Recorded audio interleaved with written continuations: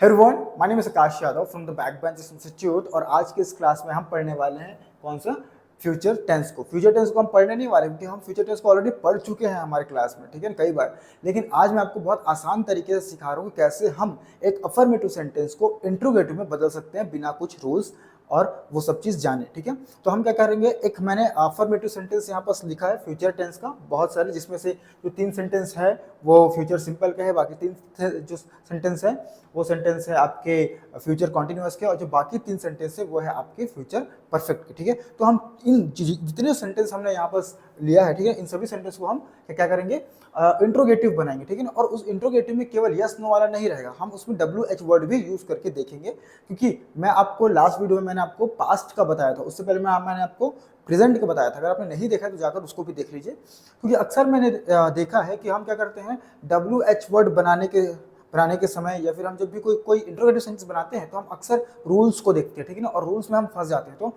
मैंने देखिए यहाँ पास कोई भी रूल्स नहीं लिखा है, केवल और केवल मैंने आपके लिए सेंटेंस लिखा है, ताकि आप आसानी से एक अफर्मेटिव सेंटेंस को कैसे आप इंट्रोगेटिव में बदल पाएंगे वो मैं आज आपको सिखाने वाला हूँ इस वीडियो में। चलिए, तो यहाँ पर जो हमने सेंटेंस लिया उन सभी को हम सॉल्व करने वाले हैं। पहले हम क्या करेंगे, इसको यस या नो वाले हम बनाएंगे, फिर हम उसमें WH वर्ड लगाने वाले हैं, देखिए, ठीक है। चलिए, अब पता है आपको WH वर्ड क्या क्या होते हैं, as you know very well that. मैं यहाँ पर कुछ लिख देता हूँ ताकि आपको तकलीफें ना हो, ठीक है। जिसमें लिख रहा हूँ कि हाउ मतलब होता है कैसे, ओके। मैं लिख रहा हूँ यहाँ पर वॉट मतलब होता है क्या, ठीक है। मैं यहाँ पर लिख रहा हूँ वाई मतलब होता है क्यों, ओके। देन मैं लिख रहा हूँ यहाँ पर विच मतलब होता है कौन सा। मैं लिख रहा हूँ यहाँ पर हु मतलब होता है कौन, ओके। तो इस तरीके से रहने के लिए तो 9 होते हैं, और भी ज़्यादा होते हैं, लेकिन मैं आपको बस इस तरीके से लिखवा दे रहा हूँ ताकि हम किसी हेल्पिंग वर्ब के पहले क्या लगाएंगे, WH वर्ड अगर लगाते हैं तो वो सेंटेंस और कमाल का बनता है, ठीक है। चलिए, पहले देखिए यहाँ पास मैंने सेंटेंस लिखा है, फ्यूचर टेंस का पूरा है कि you will upload some videos tomorrow, कि कल तुम कुछ वीडियो अपलोड करोगे, अब हमको इसको बनाना है, क्या दोस्तों बनाना है हमको, इसको बनाना है इंट्रोगेटिव। तो हम इंट्रोगेटिव बनाने के लिए क्या करते हैं, जो हेल्पिंग वर्ब होता है, ठीक है ना, उसको हम सब्जेक्ट के पहले लगा देते हैं। यहाँ पास लिखा है दोस्तों विल, तो हम क्या करेंगे, विल को हम लगा देंगे सब्जेक्ट के पहले, ठीक है। तो मैंने यहाँ पास लगा दिया विल। अब इसका बन गया सेंटेंस बन गया कि विल यू। अब हम इसको कट कर देंगे क्योंकि इसका कोई महत्व नहीं रह जाता है। तो will you upload some video tomorrow, क्या तुम कल कुछ वीडियो अपलोड करोगे। अब इसका आंसर हो गया ये। पहले इसका जो मीनिंग था वो था कि अफर्मेटिव में, okay, you will upload some video tomorrow, तुम कल कुछ वीडियो अपलोड करोगे, ठीक है। अब इसमें वो पूछ रहे हैं क्वेश्चन कि क्या कल तुम कुछ वीडियो अपलोड करोगे, ठीक है, इस तरीके से। और इसको और WH वर्ड लगाना है इसमें, तो क्या करेंगे, देखिए, जो हेल्पिंग वर्ब है उसके पहले हम कोई WH वर्ड लगा देंगे तो सेंटेंस और कितना अच्छा बन के निकलता है, ठीक है ना। तो हम लिखेंगे यहाँ पास, मान लीजिए कि how will you upload some video tomorrow, कि तुम कल कुछ वीडियो कैसे अपलोड करोगे, क्योंकि हाउ का मतलब होता है कैसे। तो कल तुम कुछ वीडियो कैसे अपलोड करोगे। तो इस तरीके से ये सेंटेंस बनता है। लास्ट में हम इसमें ये क्वेश्चन मार्क लगा देंगे तो आपका सेंटेंस और अच्छा बन जाता है। मैं सिंपल ट्रिक बता रहा हूँ कि आपको जो अफर्मेटिव सेंटेंस है उस सेंटेंस का आप हेल्पिंग वर्ब निकालिए, ठीक है ना। हेल्पिंग वर्ब निकालने के बाद उस हेल्पिंग वर्ब को आप सब्जेक्ट के पहले लगाइए, आपका एक इंट्रोगेटिव सेंटेंस बनता है, ठीक है ना। और आपको WH वर्ड लगाना है, तो क्या करिए आप, सिंपल तरीका है कि उस हेल्पिंग वर्ब के पहले आपको WH वर्ड लगा दीजिए, आपका सेंटेंस बढ़िया तरीके से बन के तैयार है, ठीक है ना। चलिए, I will speak good English at the coaching, okay, I will speak good English at the coaching, मैं कोचिंग में बहुत अच्छा अंग्रेजी बोलूंगा या बोलूंगी, ठीक है ना। अब क्या करेंगे हम, हाँ, फिर आप बोलेंगे कि सर आई लगा है यहाँ पर, तो आप शेल क्यों नहीं लगाए। सब जगह आप आई का यूज कर सकते हैं, ठीक है ना, यहाँ पर कोई दिक्कत वाली बात नहीं है। तो ओके, इस तरीके से हम डील कर रहे हैं, ओके। तो I will speak good English at coaching, मैं कोचिंग में अच्छा अंग्रेजी बोलूंगा या बोलूंगी। तो हम क्या करेंगे, यहाँ पर विल को अंडरलाइन करेंगे, या फिर हम, ओके, और विल के बाद हम यहाँ पर इसको काट के विल को हम यहाँ लगा देंगे, सिंपल सा। विल को हमने यहाँ लगाया तो क्या हो गया इसका, will you speak good English at the coaching, क्या मैं कोचिंग में अच्छा अंग्रेजी बोलूंगा क्या मैं कोचिंग में अच्छा अंग्रेजी बोलूंगा, ठीक है। मैं लिख रहा हूँ कि यहाँ पर हाउ भी लगा देता हूँ मैं, how will I speak good English at the coaching, मैं कोचिंग में अच्छा अंग्रेजी कैसे बोलूंगा, मैं कोचिंग में अच्छा अंग्रेजी कैसे बोलूंगा, ओके। इस तरीके से हम इसको डील करते हैं। फिर यहाँ पर कि she will read book in the school, वह स्कूल में किताब पढ़ेगी, वह स्कूल में किताब पढ़ेगी। तो हम क्या करेंगे, यहाँ पर से ये विल को हटाए और विल को हम ले आए यहाँ पर, ओके। अब हम लिखेंगे यहाँ पर विल को यहाँ ले आए तो क्या होगा इसका कि will she read book in the school, will she read book in the school, क्या वह स्कूल में किताब पढ़ेगी, क्या वह स्कूल में किताब पढ़ेगी, ठीक है। अब मैं यहाँ पर लगा रहा हूँ एक हेल्पिंग वर्ब, मैं लगा रहा हूँ यहाँ पर विच। अब विच के बाद क्या होता है दोस्तों, विच के बाद जो ऑब्जेक्ट है वो विच के बाद विच के साथ में आता है, ठीक है। तो मैं यहाँ पर लगा रहा हूं which book will she read, which book will she read, okay, in the school, okay. तो क्या होगा, which book will she read in the school, okay. तो वह स्कूल में कौन सा किताब पढ़ेगी, ठीक है ना। They will play cricket in the evening, वो शाम को क्रिकेट खेलेंगे, वो शाम में क्रिकेट खेलेंगे, शाम को। तो they will play cricket in the evening, वो शाम को क्रिकेट खेलेंगे। अब क्या हो जाएगा, यहाँ पर हम सिंपल तरीका है, विल को हम डिलीट करेंगे, विल को हम यहाँ ले आएंगे। Will they play cricket in the evening, क्या वह शाम को क्रिकेट खेलेंगे, ओके। अब मैं यहाँ पर लगा देता हूँ हाउ, मान लो तो how will they play cricket in the evening, वह शाम को क्रिकेट कैसे खेलेंगे, ठीक है ना। तो इस तरीके से सेंटेंस बनता है। Teacher will be teaching us, okay. शिक्षक हमें पढ़ा रहे होंगे, इसका हिंदी होता है शिक्षक हमें पढ़ा रहे होंगे। ये जो है वो फ्यूचर कंटिन्यूअस को बताता है, ठीक है। तो टीचर विल बी टीचिंग अस, ठीक है, शिक्षक हमें पढ़ा रहे होंगे। अब हम सिंपल से करेंगे, बी को यहाँ से नहीं हटाएंगे, हम केवल विल को यहाँ से हटाएंगे, और विल को हम यहाँ ले आएंगे। अब विल टीचर बी टीचिंग अस, क्या टीचर हमें पढ़ा रहे होंगे, ओके। अब मैं यहाँ पर एक WH वर्ड ले लेता हूँ, मान लीजिए मैंने लिया कि why will teacher be teaching us, कि शिक्षक हमें क्यों पढ़ा रहे होंगे, बहुत आराम से, बहुत आसानी से मैं आपको समझा रहा हूँ। ये सेंटेंस को पढ़िए, समझिए, because this sentence are very very important, okay.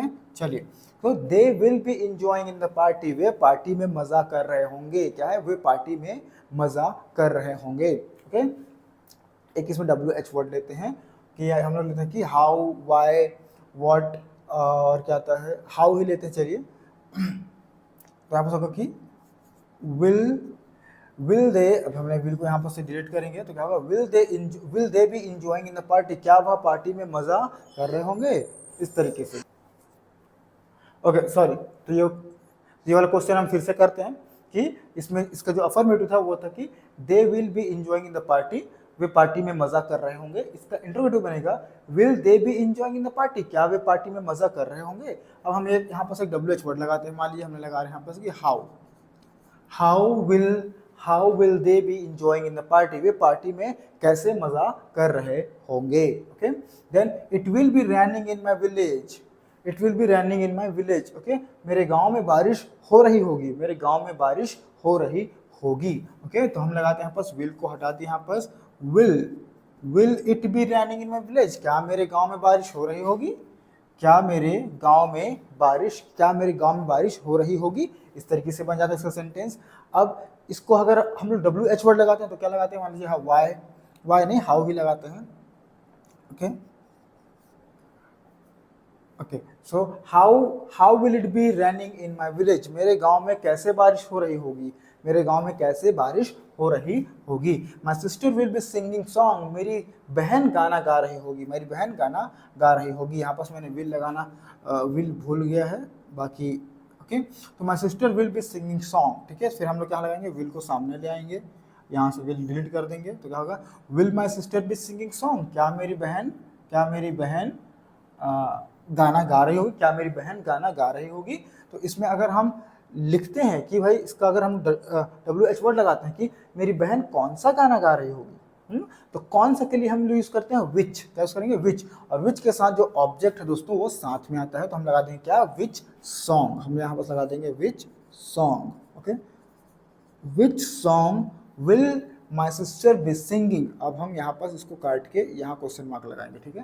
तो which song will my sister be singing, कि मेरी बहन कौन सा गाना गा रही होगी। Got it. चलिए, some birds will have flown. अब ये जो है 3 सेंटेंस, ये बनता है आपका परफेक्ट से। कौन सा परफेक्ट से? फ्यूचर परफेक्ट से, ठीक है ना। क्या है इसका? some birds will have flown. Okay, some birds will have flown. Fly, flew, flown. Okay, so some birds will have flown. Got it? तो क्या करेंगे इसमें हम लोग? will को बस यहाँ से हम डिलीट करेंगे और यहाँ ले आएंगे, ठीक है ना। कहाँ ले आएंगे हम लोग? यहाँ पास लाएंगे तो हो जाएगा इसका कि ओके, हम यहाँ पास लाएंगे will some birds have flown. Okay, उसका हिंदी होता है कि क्या कुछ पंछियां उड़ चुके होंगे। इसका अफर्मेटिव होता था कि some birds will have flown. Okay, कुछ पक्षियां उड़ चुके होंगे। ओके, इसका अफर्मेटिव होता, इसका इंट्रोगेटिव होगा कि will some birds have flown, क्या कुछ पंछियां उड़ चुके होंगे। अब मैं इसमें लगाता हूं, मान लीजिए कि कितने पक्षियां उड़ चुके होंगे, तो हम क्या करेंगे यहाँ पर हाउ मेनी लगा देंगे। क्या लगा दोस्तों? How many birds. Okay, how many birds will, okay, how many birds have flown, sorry, how many birds will have flown। अब ये पूरा हम यहाँ तक डिलीट कर देंगे, ठीक है। देखिए कितना अच्छा बनता है कि how many birds will have flown, कि how many birds will have flown, कितने पक्षियाँ उड़ चुके होंगे। कितना आसान तरीका है बनाने का। my mobile will have charged, कि मेरा मोबाइल चार्ज हो चुका होगा। अब मैं इसको सेंटेंस बनाओगे, क्या मेरा मोबाइल चार्ज हो चुका होगा। इसको हम लोग अगर ऐसे बनाएंगे तो हम लोग क्या करेंगे, विल को यहाँ से हटा देंगे और विल हम डायरेक्ट यहाँ लगा देंगे। Okay, will my mobile have charge, कि क्या मेरा मोबाइल चार्ज हो चुका होगा। What it. हम अगर इसको बनाते हैं कि द फूड, अभी द नहीं लगाएंगे फिर भी चल जाता है, the food will have finished, okay, खाना खत्म हो चुका होगा। अब हम इसको ऐसा बनाएंगे कि क्या खाना खत्म हो चुका होगा, तो हम क्या को, जो ये है विल, उसको हम ले आएंगे सामने, तो क्या बनेगा इसका, will the food have finished, क्या खाना खत्म हो चुका होगा। ओके, अब हम देखते हैं कि अगर हम इसमें अगर हम WH वर्ड लगाएंगे तो बोलेंगे खाना खत्म कहाँ हो चुका होगा, तो उस कहाँ के लिए हम अपने हेल्पिंग वर्ब से पहले हम लगा देंगे where will the food have finished. Okay, तो इस तरीके से हम क्या करेंगे दोस्तों, पूरे सेंटेंस को हम अफर्मेटिव से इंट्रोगेटिव बनाना सीखते हैं। और जैसे मैंने इतने आसान तरीके से आपको अफर्मेटिव का इंट्रोगेटिव बनाना सिखाया, उतना ही आसान होता है आप अफर्मेटिव से नेगेटिव बनाना, ठीक है ना। ओके, उसमें क्या करेंगे, हेल्पिंग वर्ब के बाद क्या करना है, आपको नॉट लगा देना है, ठीक है। जैसे कि यहाँ पर था कि I will upload some videos, उसका नेगेटिव होगा कि I will not upload some videos, उसका इंट्रोगेटिव होगा will I upload some videos.